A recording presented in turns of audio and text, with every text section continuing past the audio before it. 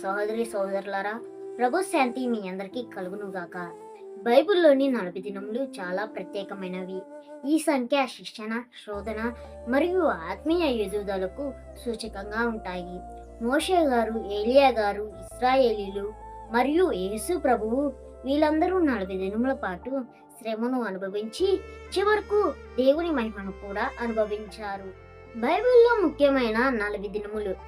ఇశ్రాయేలీలు ఐగుప్తు నుండి బయలుదేరి 40 సంవత్సరముల పాటు ప్రయాణించారు.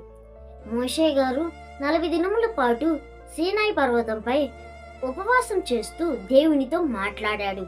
మరో 40 దినములు ప్రజల పాపముల కొరకు మధ్య వారధిగా గడిపాడు. ఏలియా గారు 40 దినముల పాటు ఉపవాసం చేస్తూ దేవుని పర్వతమైన హోరేబుకు నడిచాడు. యేసు ప్రభువు తన సువార్తను ప్రకటించే ముందు 40 దినముల పాటు ఉపవాసం చేశాడు. యేసు ప్రభువు పునరుద్ధానమైన తరువాత 40 దినముల పాటు శిష్యులకు కనపడి దేవుని రాజ్యం గురించి ఉపదేశించాడు. ఈ 40 దినములు ఒకటే సందేశాన్ని ఇస్తాయి. శ్రమ తర్వాత దేవుని ఆశీర్వాదం ఉంటుంది. దేవుడు తన ప్రజలను శోధించిన చివరికి మహిమ చూపించును. ఈ లెంట్ డేస్ సమయమే పసుపు బుధవారం నుండి శిలువ దినం వరకు. ఈ 40 దినములు మనం శ్రమను అనుభవించాలి. కానీ ఈ శ్రమ వెనకాల ఆనందం ఉంది. ఎందుకంటే ఇది పునరుద్ధానంతో ముగుస్తుంది.